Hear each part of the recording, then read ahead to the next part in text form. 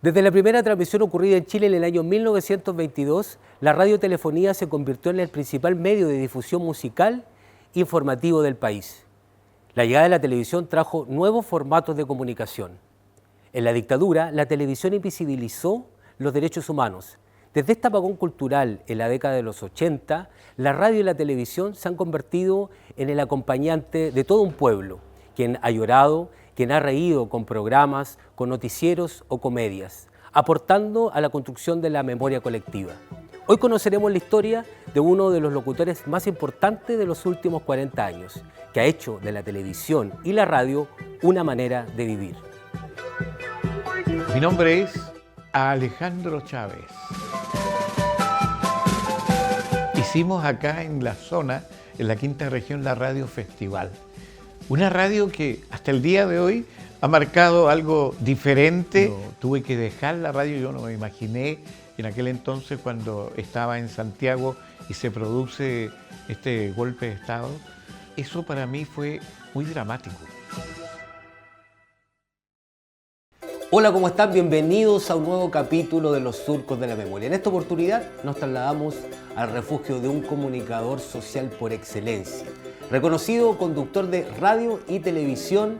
En el ambiente se le conoce como el pequeño Saltamonte. Le preguntaremos por qué este nombre y conoceremos su historia de vida en este nuevo capítulo de Los Surcos de la Memoria. Profesor Alejandro Chávez, ¿cómo está? Granilo, un placer. Muchas gracias primero por recibirnos acá en su casa. Gracias a usted, siempre es muy grato.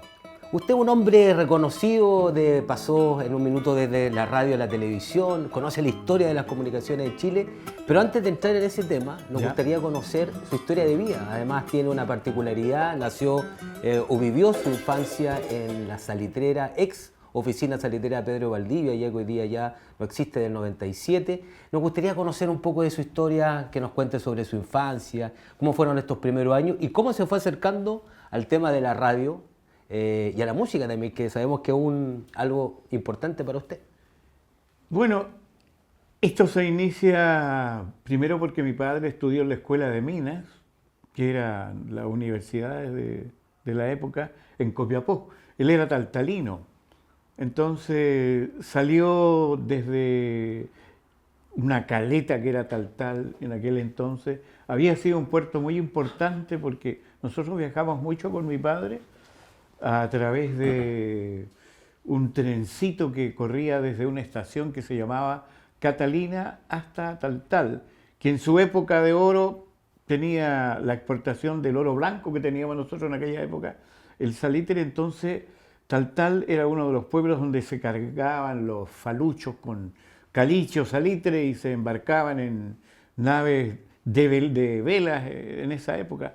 Así es que me crié prácticamente desde meses en Pedro Valdivia y fue, la verdad, una infancia muy bonita. En ese tema de la infancia en Pedro Valdivia era muy bonita porque además jugaban con productos desechables, armaban con cajitas de sardinas. Exacto. ¿Se acuerda un poco de esa, de a qué jugaban en la oficina Pedro Valdivia en ese tiempo? Yo siempre cuando cuento esta historia, hay una relación del salitre aquel en que se explotaba mucho a la gente, cuando les pagaban con ficha, cuando se producen estas grandes inmigraciones desde gente del sur a trabajar, los enganchan para trabajar en el salitre, donde habían un montón de oficinas salitreras, Humberstone y otras más que son históricas hoy en día. Pero a mí me toca vivir en una época del salitre. Me acuerdo que la empresa era Anglo Lautaro, porque me acuerdo bien los cajones con los cuales mi padre me cuenta, mi madre, que mi primera cuna fue hecha de un cajón de dinamita. Así que por eso yo debo ser muy explosivo. Claro. Un cajón que decía Anglo Lautaro. Esos cajones grandes, muy delicados, donde se traían todo lo que se explotaba en aquel entonces, el caliche. Allí comienza a generarse mi vida, a inventarle cosas a la vida para tratar de entretenerse cuando no existía televisión, las radios estaban recién surgiendo. Después teníamos nosotros que hacer juegos en las plazas con columpios y carruseles y arena y todo lo demás y trapecios.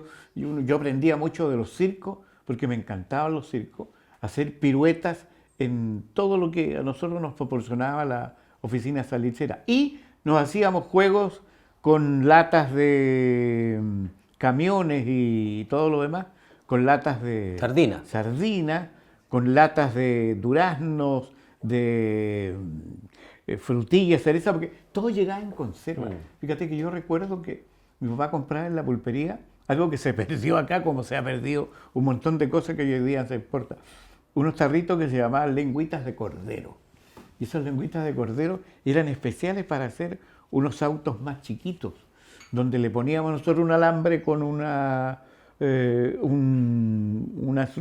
un círculo para conducir, para que se me abran las ruedas. Nosotros jugábamos con las tapas, que le llamábamos nosotros de las bebidas, las poníamos en la línea del tren para que quedaran planitas y hacíamos un juego que se llamaba Rum Rum. ¿Ah? El famoso Rum Rum porque tenía un ruido. Las canicas, las bolitas de vidrio y bolitas de barro eran nuestros juegos permanentes. Y Pedro Valdivia fue para mí, yo creo que una escuela enorme, enorme de haber conocido la experiencia de tener que subsistir en un medio que era de por sí hostil, pero uno no lo encontraba. Mucho calor en el día, mucho frío en la noche, pero siempre en una escuela pública que era la Escuela 24, donde teníamos profesores normalistas. Recuerdo el nombre de mi primera profesora, Solina Vega. Después tuve un profesor Ibar Aybar, que era Belfort Aybar, que después era hermano de Ibar Aybar, un gran periodista, que después tuvo que sufrir el exilio en Europa. Entonces era un profesor de coro y como yo ya cantaba, aprovechaba también esa instancia para hacer mis primeras armas artísticas en el norte. Eso mismo le quería preguntar porque el teatro, la música, ¿cómo llega porque usted había señalado que si no hubiese sido conductor de televisión y de radio, le hubiese gustado ser director de orquesta, ni más ni menos? Fíjate que yo creo que esto se inicia ahí mismo, en la escuela donde yo estudiaba, la escuela pública de niños. Éramos diferenciados, no existían los cursos mixtos. Entonces estaba la de hombres en la mañana y la de mujeres que funcionaba en la tarde. Como te decía, los profesores eran normalistas y todos los profesores, porque mi hermana es normalista, tenían que saber tocar un instrumento. Y a mí me gustaba eso, siempre me gustaba un instrumento, pero a mi padre no, porque él decía, si vas a tocar un instrumento, este niñito se aprende a tocar piano, se aprende a tocar guitarra, se aprende a tocar alguna cosa, va a ser el bohemio de la familia. Era como mal visto. ¿Y se equivocó, no, su papá, o no? No se equivocó. Fui el bohemio de la familia. Que después va a aflorar un poco el tema de la música, pero quiero llevarlo al tema de cómo llega la radio y cuáles son los primeros programas que empieza a hacer. Inmediatamente usted marcó con el show de Chávez, se empoderó de la radio. Mira, y de ese medio. Mi madre, le agradezco yo mucho, era una mujer maravillosa que cantaba todo el día. Y ella compraba los discos de esa época, discos que se rompían, ni siquiera eran de acetato, era un disco, un material que eran en 78 revoluciones por minuto, y eso tenía que tocarse con una aguja que se iba cambiando cada vez. Entonces eso venía en unas cajas que sonaban igual que maracas, así. Y yo estaba todo el día y eso le despuntaba las agujas que mi mamá se molestaba mucho. Pero escuchando los discos de ella, escuchábamos radio y de repente también yo los ponía en el living a mis amigos o familiares y me ponía por detrás de la radio, le sacaba una tapa que tenía, eran radios a tubo grande, y yo hablaba por ahí, detrás de la radio, transmitía, entonces imitando a locutores de la época, Sergio Silva, Darío Verdugo. ¿Te acuerdas de alguna de esas imitaciones? ¿No? Bueno, yo me acuerdo que estaba Ricardo García y decía, Hola, ¿qué tal? Buenas tardes.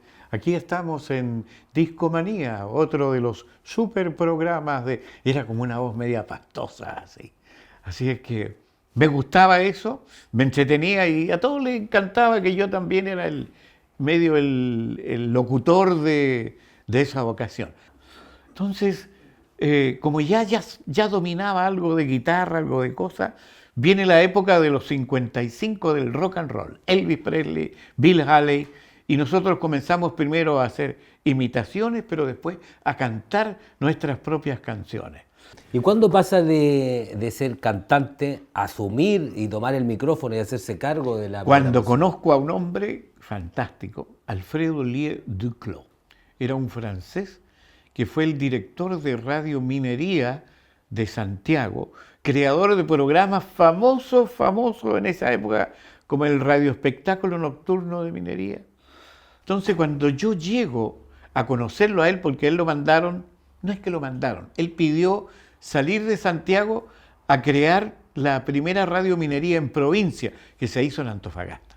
Entonces yo llego allí a Antofagasta, conocí a este caballero, vio mis condiciones de showman, locutor, cantante y todo, entonces me dice, tú tienes que hacer un show de Chávez.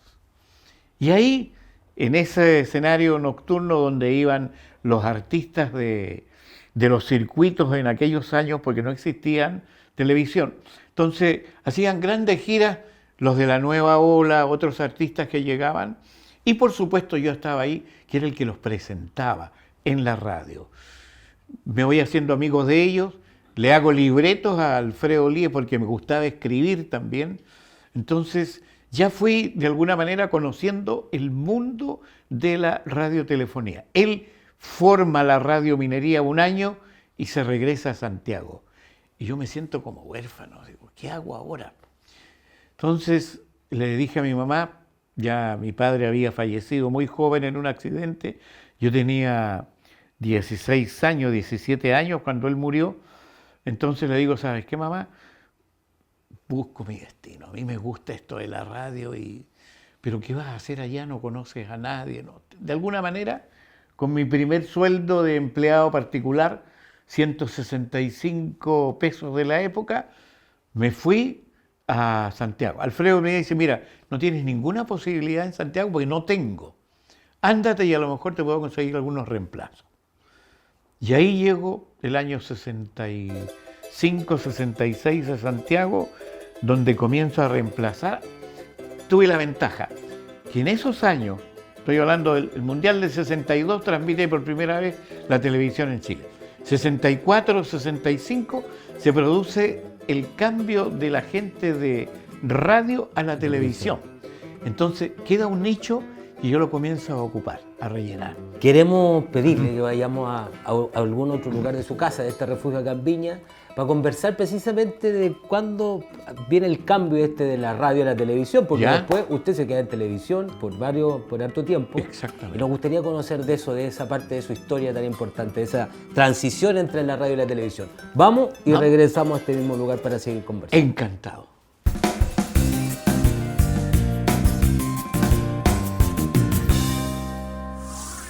A mí siempre me ha gustado esto de la música, pero particularmente se inicia en el Festival de la Canción de Viña del Mar.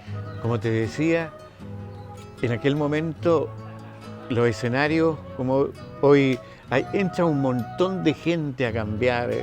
La cosa no ha variado mucho, pero nosotros, como era la radio la que transmitía, tenía yo que estar rellenando, que se llama, rellenar para la transmisión de la radio. Así que siempre tengo en la radio, cuando animo, un atril al lado donde pongo la guitarra y de repente yo les digo, oye, ¿se acuerdan esta canción tanto? Es como estilo tío Valentín Trujillo. Más o menos. Parecido. Mira, pero con la diferencia que siempre Mario, y yo siempre creo que Mario es un afortunado, aparte de ser un hombre comunicador, estoy hablando de Mario Kreuzberger, él ha tenido a mano siempre a Valentín Trujillo. Y qué bueno que tocaste eso, porque yo quiero ser mi propio Valentín Trujillo. Así que me instalo un teclado también en mi sala de animación, de locución, donde de repente toco algunas notas de... Oye, ¿se acuerdan esta canción que fue una de las primeras canciones, estoy tratando de recordar, de Palito Ortega? ¿Qué nos sucede, vida, que últimamente... Y toco teclado. Ya no, era rock lento en la época. Entonces me tengo que acompañar yo mismo porque no tengo al maestro Valentín. Claro. Pero aprovechemos ahora que tenemos la guitarra, pusimos la guitarra acá. Pero perfecto. Para poder acordarnos, recordar algunas cosas. Por ejemplo, la primera canción que me aprendí en guitarra fue la canción de Buddy Richard, Al morir el sol tras la montaña. Y hacía una... pero la primera canción que yo grabé fue el Farol, ¿no? Me oigo el Farol.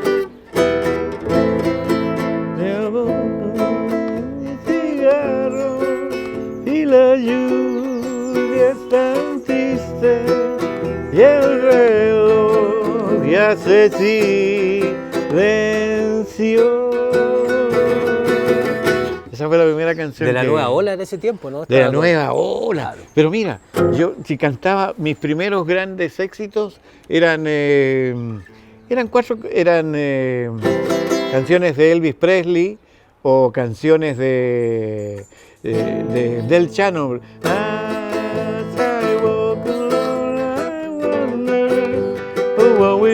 En inglés, claro que el inglés me lo entendía yo nomás. Capuyento.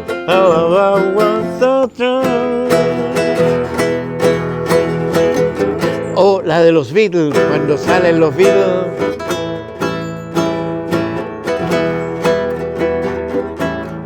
My sweet Lord, oh my Lord. Entonces yo cuando voy hablando, de repente pesco la guitarra y digo, esta canción que era bonita, claro, esta canción. ¿Sabes quién me enseñó mucho esta técnica de cantar y de quien yo le agradezco mucho? Un día Antonio Prieto, que yo admiraba, que fue el primero que trajo acompañamientos, lo que se llaman con playback. Cuando todos cantaban con orquesta había que pasarle las partituras a los músicos. Si la partitura era media Malena canta el tango, los músicos decían Casa Amarilla, porque en la Casa Amarilla tú comprabas, los discos, tú comprabas y tú comprabas la música. Entonces cuando era de mediana calidad nomás, los músicos decían Casa Amarilla y tú ponías la música ahí. Pero después Antonio Prieto un día llegó con acompañamiento. Se ponía unos parlantes grandes al lado y le tiraban la pista desde el control.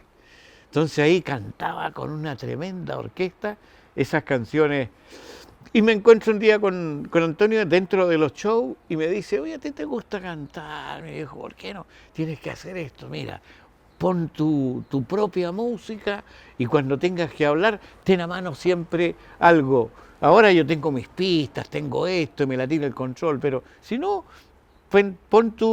toca tu teclado, ten tu guitarra, ten algunos instrumentos, yo tengo una armónica también, de repente toco la armónica, trato de hacerme mi propia orquesta. Y eso me lo recomendó Antonio, que fue un artista con el cual yo trabajé muchos años aquí en el antiguo Hotel Miramar, y lo presentaba y aprendí de él algo que él me dijo. Yo creo que esto lo aprendí yo mismo. Esto se lo aprendí a Gilbert Bécaud.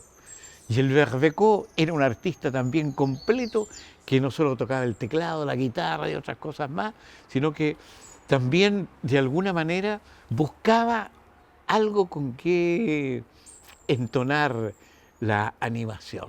Lo quiero invitar a que volvamos ¿Ya? Living de su casa. Muy bien. Para seguir conversando, porque además nos interesa saber de la nostalgia que provoca este cambio generacional hoy día tecnológico de las comunicaciones y cómo ha ido quedando en el olvido esa televisión tan bonita, tan sincera, tan honesta como la televisión de los 80.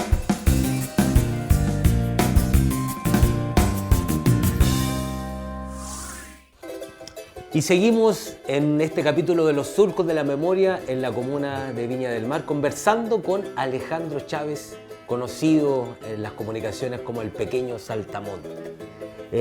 Profesor, sigamos conversando. Quedamos ahí en esta transición de la radio a la televisión. Fíjate que, claro, de la gente que trabajaba en radio, yo ahí me incorporo a la radio en pleno, pero tengo antes que pagar el hecho de haber participado en la huelga.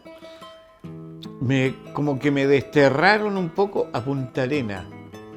Me dice, un poco. Sí, desde Santiago yo venía a Pedro Valdivia, imagínate.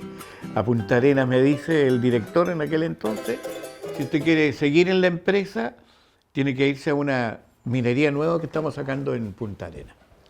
Y me fui allá y estuve 2 años. Conocí un mundo diferente, tan diferente, que era desde la salitrera Pedro Valdivia a lo que eran las noches en verano eternas en Punta Arenas, donde era muchísimo conseguir muy caro las frutas, las verduras, el mismo vino nuestro. Era más barato comerse un plato de guatita con whisky en Punta Arenas que con una botella de vino. Pero bueno, ahí llego a Punta Arenas, estoy un par de años y regreso a la capital nuevamente después, donde conocí por primera vez a un gran radiodifusor que es de la zona, que era dueño de la Radio Recreo, Enrique Godoy. Él llega de director a la Radio Minería y crea un programa que fue grito y plata. Yo creo que fue el mejor programa que he hecho en radio hoy en día, que se llamaba La Lotería Musical. Animaba yo los móviles de aquel entonces eso me permitió a mí conocer en la calle a mucho público, trabajar con ellos, a tal punto que se da el último año del Radio Minería, que transmite el Festival de la Canción de Viña del Mar, que lo transmitía en forma exclusiva, la televisión todavía no tenía participación, y ese último año, que yo animo los móviles y todo, Enrique Godoy me llama, yo estaba de vacaciones en Taltal en aquel entonces, y me dice, mira, te confirmamos para animar el Festival de Viña del Mar. Yo no le dije, cuando llegué a Santiago, me dicen, ¿cuánto tú nos vas a pedir por animar el festival? Y yo le dije, no tengo que ponerme. Yo no tengo ropa de animación, ni mucho menos. Así es que ya, no te preocupes. Me mandan a una gran boutique de aquel entonces, se llama La Maison. Me llevan a esta parte, yo me sentía como la Cenicienta. Estas tenidas te las vas a poner la primera semana. Traje smoking blanco, negro, azul, eléctrico, pantalones, camisa floreada, zapatos de charol. Es decir, para mí, en aquel entonces, llegar a disponer de eso era imposible. Era un sueño. Claro. No había tenido nada. Entonces, como yo vivía feliz con mi pantalón y mis camisitas y todo, pasar de repente a tener 4 o 5 smoking, toda una gran aparataje de tenidas para animar este Festival de Viña del Mar, fue para mí prácticamente eso lo máximo.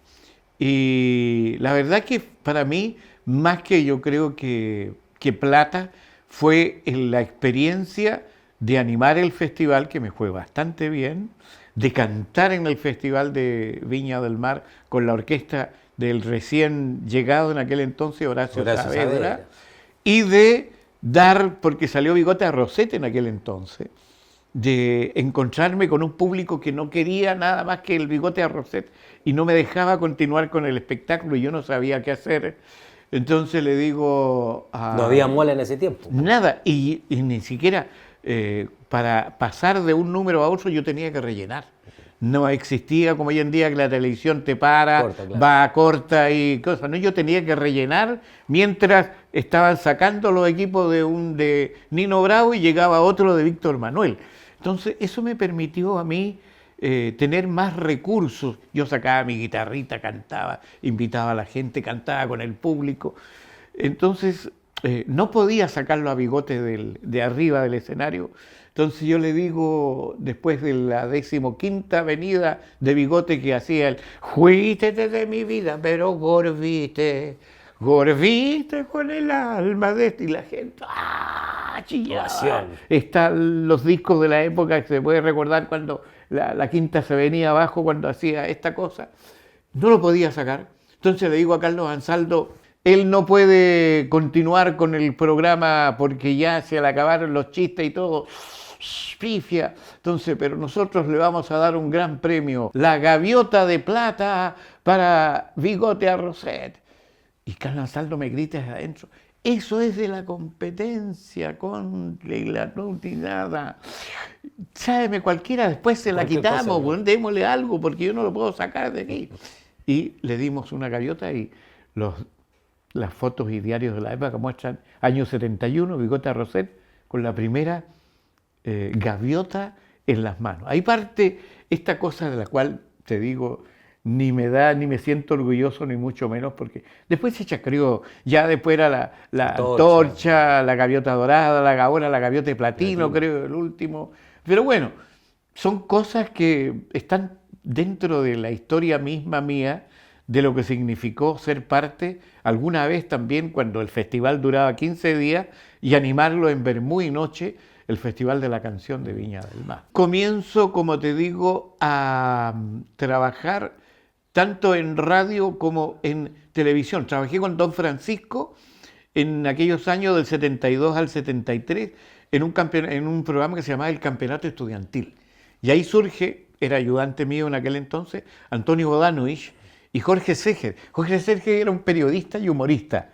Entonces ellos hacían los móviles y yo hacía la animación del programa. Ahí ya me encuentro con Yolanda Montesino, que era presidenta del jurado, de un jurado que presidía por la participación de colegios que participaban en este campeonato estudiantil. Ella le coloca pequeños saltamontes. Ella me colocó pequeños saltamontes porque yo era bastante hiperkinético. Entonces siempre me la llevaba saltando de allá para acá, en escenarios móviles, saltaba de una parte a otra porque debo haber sido medio ridículo tratando de hacer cosas de ballet en la animación. Después se topó con ella en el Cuánto Vale el Show. Estamos escuchando ahí el tema de la banda sonora de Cuánto Vale el Show. Qué bueno. Para recordarnos también de ese tiempo. En solo 2 minutos usted podrá cantar, bailar, recitar, ser un cómico actor. El jurado decide después de su acto cuánto vale el show. Es el tiempo nostálgico de la televisión, de la radio. Claro.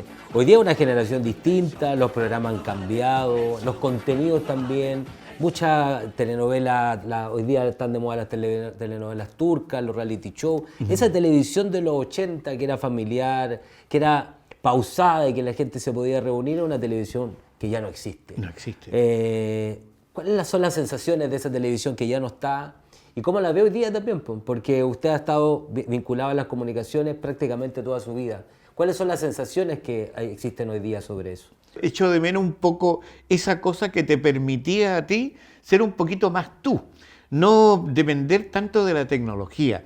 Yo creo que hoy en día el cine me gusta mucho más cuando lo veo en aquel entonces el blanco y negro, los grandes clásicos de cine, porque hoy día con tanta cosa tecnológica que tú puedes trucar, puedes armar hoy en día, es diferente a lo que nosotros teníamos tanto en radio como en televisión. En ese mismo plano, claro, hay un tiempo, este apagón cultural que también fue para la televisión. Aparece en otros programas, usted participa también en los programas con Don Francisco en algún minuto. Claro. ¿Cómo fue ese periodo que el apagón cultural estuvo presente en la música, en el cine, en distintos espacios, pero en la televisión fue uno de los principales motores de donde se transmitían programas, donde la gente se podía conectar con alguna cierta realidad, una realidad que muchas veces también estaba sesgada, porque la televisión también ayudó a construir el clima,